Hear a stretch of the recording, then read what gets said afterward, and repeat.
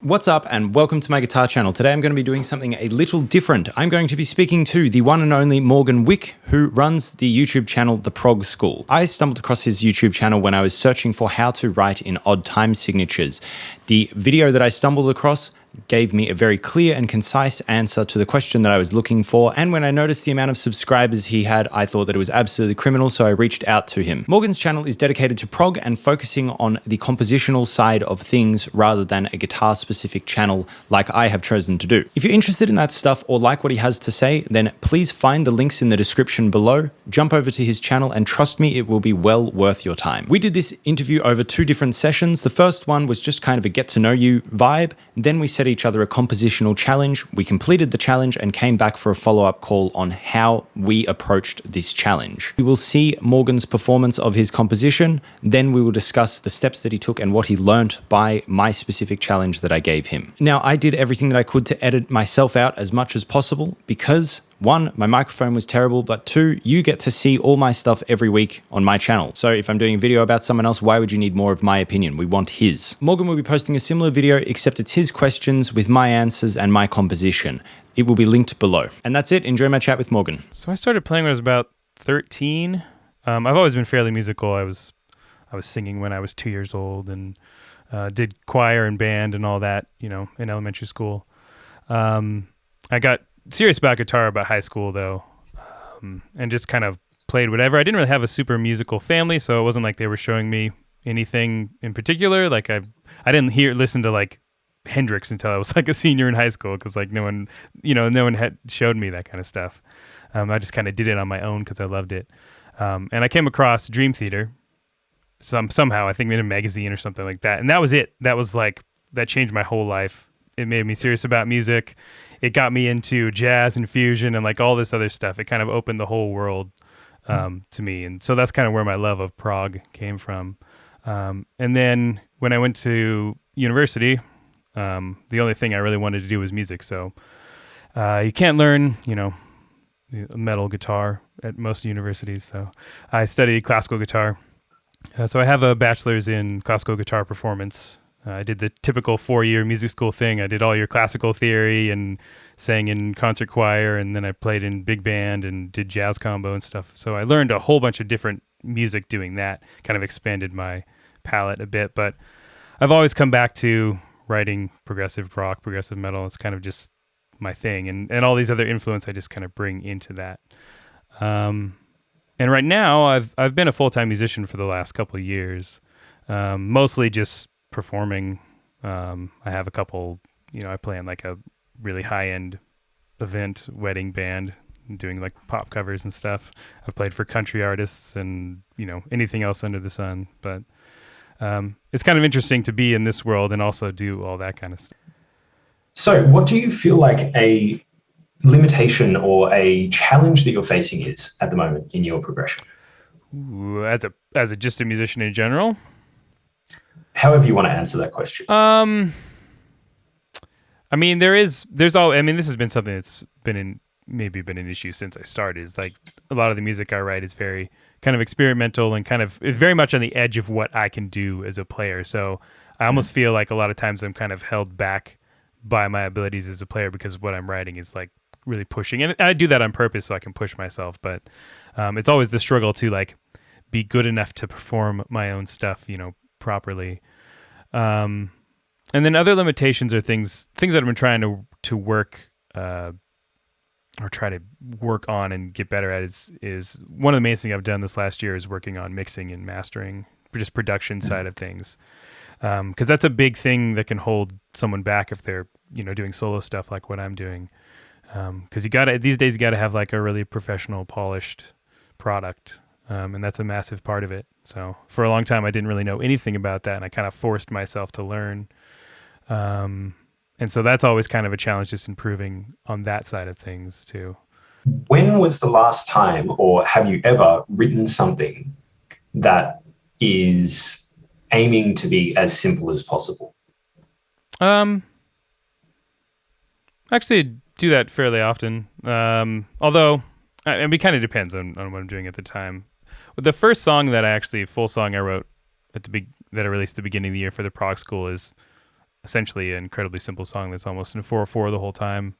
And I kind of did that on purpose, just to kind of force myself to do that.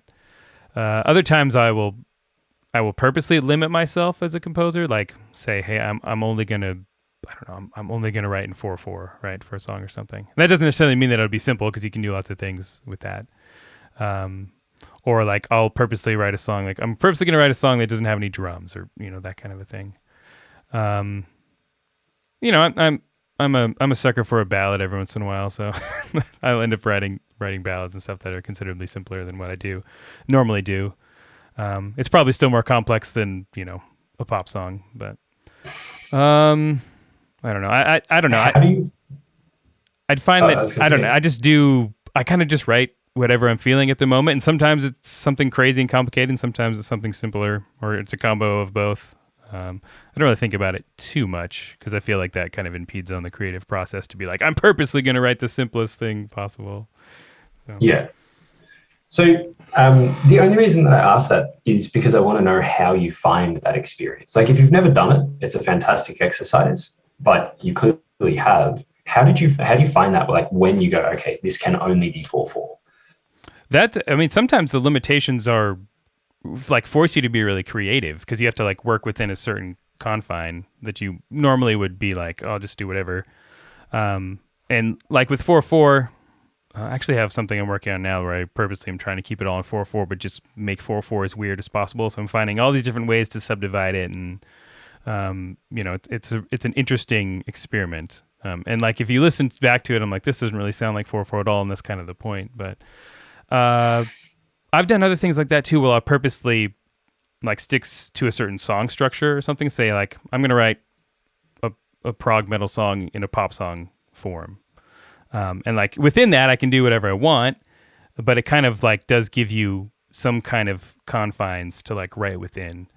Because I think especially with prog is like, I think the biggest issue I hear with people writing prog is a lack of any sort of idea or cohesion within their songs, just because there's such an openness to it. It's like you can write whatever you want, so people just write songs that are like 50 different ideas all strung together, and there's nothing that makes any sense. And I used to do that too, but my approach now is more like, instead of taking 50 ideas that are pretty good, why don't I take the 10 best ideas or 5 best ideas, whatever, and really expand upon those, figure out ways that I can change them rhythmically or do them in different contexts or change the chords or whatever.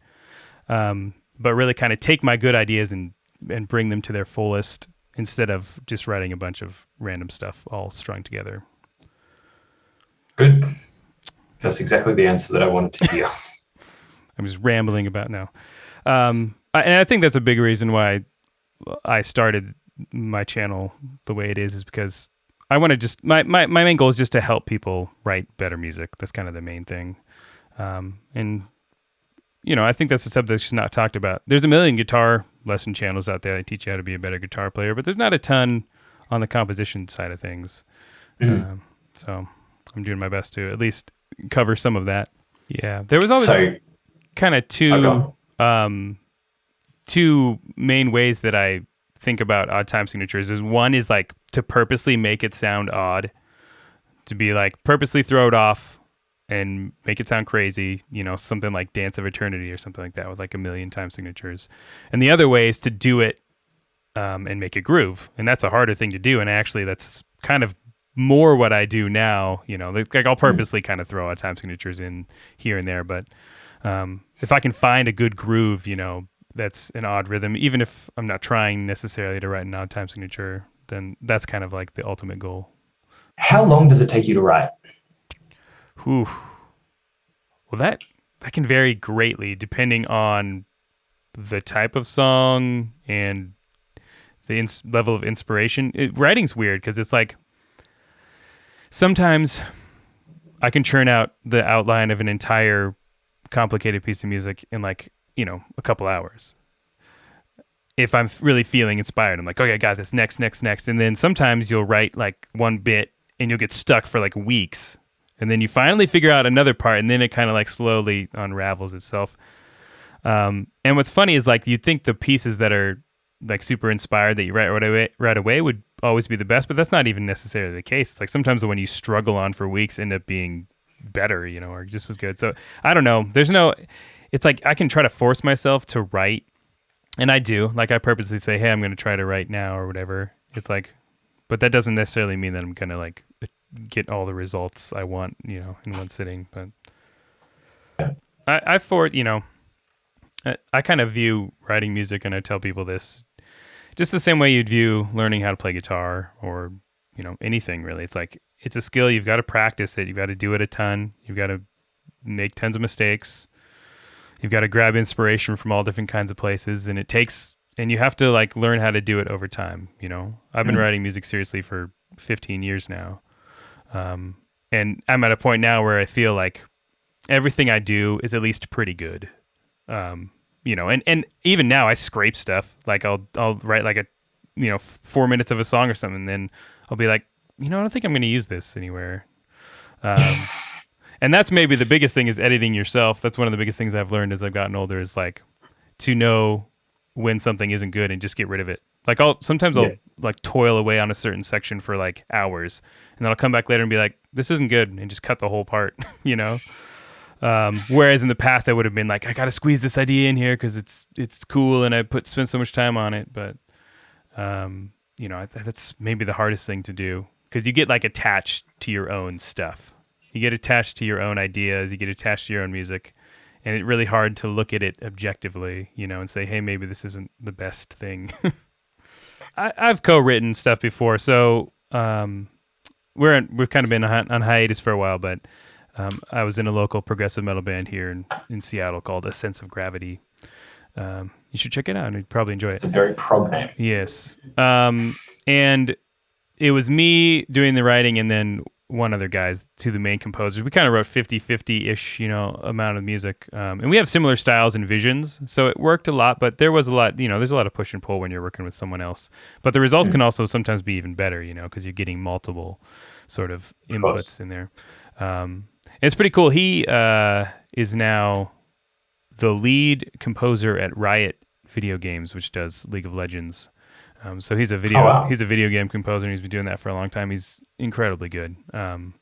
So it's really cool to kind of be able to delve into that world a little bit. So I've recorded on a few video games here and there, and nice. I've hung out with a bunch of video game composers, you know, at dinner a few times and kind of asked them questions and stuff. It's a fascinating world.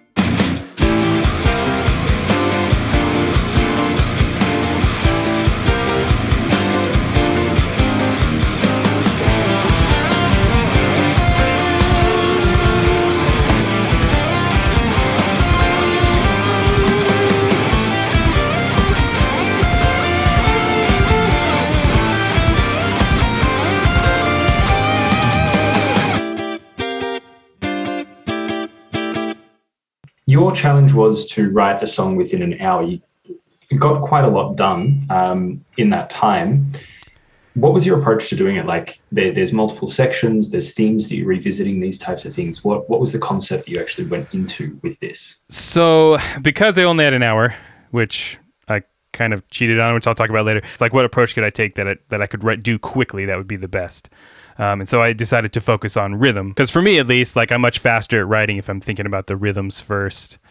Writing a good melody can be hard. Like, it could take me an hour to write, at least an hour to write a good melody on its own, if that's kind of like the core focus. So I thought, hey, if I'm going to be able to write something that sounds good and that I can do pretty quickly, I should start with the rhythm, and then I can kind of add the other elements on top.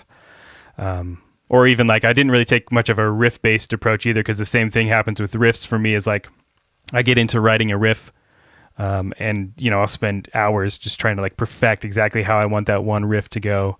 And I knew that if I took that approach, that I'd probably end up doing something like that, where where things were just moving too slowly. It's really interesting, the differences. So like, I find riff writing really easy, and a riff to me is only dictated, if it's good or bad, by what surrounds it, where it comes from and where it goes to. So I'm not so caught up in how that one riff sounds. It's just, how can I make that something? And if it's kind of crap when I'm, if it's starting to annoy me when I'm still writing, then I just go back and change it. Yeah. What did you cheat on? All right, so I can actually pull up my guitar profile. So I do write straight into my DAW sometimes, but I'm assuming you can see that now, probably. Yes. But for me, because of my kind of classical, traditional music school background, like, I'm so comfortable in writing in notation that ends up oftentimes being the fastest way for me to write. So then what I'll do is I'll write the core of it, at least, it'll be like 90% of the way there, and then I'll export that to MIDI and then put that in the DAW and then do all that kind of. Then from there, it'll change depending on on what particular sounds I'm using within the virtual instruments and all that. But for me, it's just faster to write this way, and like, I can hear the ideas played back perfectly, without even having to learn them right away. That doesn't mean I don't write from a guitar-based perspective and work out riffs first sometimes. But in this case, I had this rhythm in my head, so it goes 4, 5, and 4. I guess the first one. And that kind of permutates throughout the whole piece in different ways. And so I have the two versions up here. It's the 1 hour tune and then the 90-minute tune. So I actually live streamed myself writing this 1 hour tune. So I'm going to give myself a little bit of leeway, because I feel like part of my time for this 1 hour was explaining what I was doing over the video. And also there's like the red light syndrome. When the camera's on, I'm like, I don't know, Yeah, of course. Like everything, I probably could have done a little bit faster. So I don't know. I really liked the core of what I had, but I also knew that there was like some details that I really wanted to flesh out. So I spent another 30 minutes off camera afterwards, kind of like just adding some details. And that's the actual finished piece that I made a video for and everything. So it's really more of like a 90-minute song instead of a 60-minute song, but it's just easier for me. It's kind of a weird way to write, I know, for like a modern bedroom guitarist or whatever, but it's what works for me. See, I would refrain from calling it weird, because if it works for you and you get results, then it doesn't really matter. I think maybe not weird, but like different. So when I tell people that's how I do it, I think a lot of people are like, oh, that's different, not necessarily that that's like wrong or anything. It's valid, man. There's nothing wrong with it. Works. That's what I tell people. Like, someone came on to me, they're like, oh, I was doing it that way and my friend said I shouldn't do it like that. I was like, why? It's like, it doesn't matter. Like, if you get the result you want at the end, like, who cares how you do it? Yeah. And I think there's benefits to writing in different ways. Like, sometimes I will write into my DAW because I want the particular sounds to influence how I'm writing, Of course. But I know if it's going to be a good rock band based guitar thing, I know what that's going to sound like in my head. Like, I don't need to like play it, in the DAW for me to like understand what it's going to sound like. Anyway, so the main difference between the 1 hour and 90-minute is just some additions. Like, a lot of, for me, especially like transitions between sections, trying to make them as smooth as possible. So like, at the beginning here, there's no bass and drums entering on this fourth measure. And then in the 90-minute version, they have like a pickup hit that they do. In the 1 hour version, this first melody just repeats this first phrase twice. Mm-hmm. And then in the 90-minute version, I added on this sort of little faster run in there. So it's small stuff like that kind of, as I was listening, I was like, that'd be cool to kind of add something else in there. And then other, like, a lot of it was just background figures. Like, I think in the 1 hour version, this bass part here was only on the bass. And then in the 90-minute version, I have it doubled by a overdriven guitar. And there's a couple drum things too. Like, I think I went double time in the 90-minute version, and that didn't happen in the 1 minute or 1 hour version. So it's just small arrangement stuff like that, I think, to help all the different sections flow better. Bring it to life. Yeah, exactly. Because I think, the small stuff to me is what makes the biggest difference. So, yeah. And I really actually enjoyed what I wrote. So I thought, hey, I might as well flesh this out and then do a proper video. So that way I have, it's another piece of content I can put out for. The one thing I always do right into the DAW or during the recording process is solos. I almost never pre-write solos, like, and notate them in Guitar Pro and then go learn them. Like, typically I will come up with the solo and record it in the recording process. What is your process for writing solos? I mean, it's fairly similar to writing any other kind of music. It's like trying to, well, first of all, you have to figure out what kind of a section you're playing over. And typically I'll have that worked out. It's like, I know the solo is going to last this long over this particular thing. So then it's a matter of how long do I have, what kind of a solo is it going to be? Like, is this clearly going to be is this going to be some sort of shredding solo? Is it going to be a melodic solo? Is it going to be a weird fusion-esque type solo? And then based on how much time is going to elapse within the solo, like how long do I have to build up different motifs and ideas? When does it start getting flashier? You know what I mean? Because some solos, it's like you got 10 seconds, it's a super heavy song. It's like, I'm just going to rip the whole time. And sometimes it might be like a 2-minute solo where it's like super melodic and epic. It's like, okay, I want to grab some of the melodies from the song. I want to like really build it up. I want to think a lot about every single note, where it's going, and that kind of stuff. So I just kind of like write the solo. Typically I'll write the solo from beginning to end. Maybe I'll jump around here and there if there's a cool lick I know is going to work at the end of the solo, for instance. But I'll kind of just work on it beginning to end like I would writing a whole song, and just kind of treat the solo like its own composition. I do improvise too. Like, the first thing I typically do when I go to write a solo is just play the section over and over again and just improvise for a while. And then a lot of times out of the improvisation will come some kind of cool idea. Like I'll latch onto something, then I might stop and actually work that out into something that fits really well with what's going on. On certain parts, I'll know, like, say there's one measure where it's building up something where it's like, okay, I want a really fast ascending run. And like, I don't necessarily know what that's going to be, but it's like, okay, here's the ascending run. And then I'll go back and work out the run. You know Rusty Cooley? Oh, yeah. Yeah, he's got this podcast that he's doing on his YouTube, which it's well worth watching, actually, I think. But they had John Petrucci on for their start of their season 2. Yeah. And John Petrucci was talking about playing 12 hours a day for weeks, preparing for his solo album. Yeah. And that to me is like, as a matter of perspective, it's like if John Petrucci is putting that much effort into his solo album, and then it's like on the Shattered Fortress, you can hear where they've made a cut, where the wah turns on in one of his solos. It's like, so his, to use the phrase correctly, he's bullshitting his solos on his recordings, and he's still putting in a ridiculous amount of effort to make them sound the way that they do. And yet you and I, who don't have his illustrious career or skill set, are sitting here and trying to get it all in one take, and then we're getting judged in the same way. Because it's very easy to judge, but you don't see what goes into it from behind. Yeah. And like, I love John Petrucci. He's one of my biggest influences, especially when I was younger. But I haven't noticed. Yeah. Dream Theater. No, Dream Theater was the only band I listened to when I was like 18. I've since, moved on from there, but it's, I watch live videos of Petrucci, especially now, and he's getting older. It's like, it's fairly sloppy in places, and it's like, I don't fault him for that. I mean, it's difficult music, right? It's like, I don't think I could play it any cleaner than that live, but it's like, we set unrealistic expectations, I think, of our favorite players, that they're going to like never make mistakes and that kind of stuff. That's just not how music works. Yeah. And I think that's an interesting point that he's spending so much time practicing and then still doing edits. And part of the thing for me is like, if I want to write and record lots of music, it's like I could spend 50 hours trying to practice this stuff, or I could record it in sections, get it super tight, and then write 3 other things and release them within that same amount of time, you know? So like, it's kind of a workflow thing for me. It's like, what is the way that I can get the best result out fastest, right?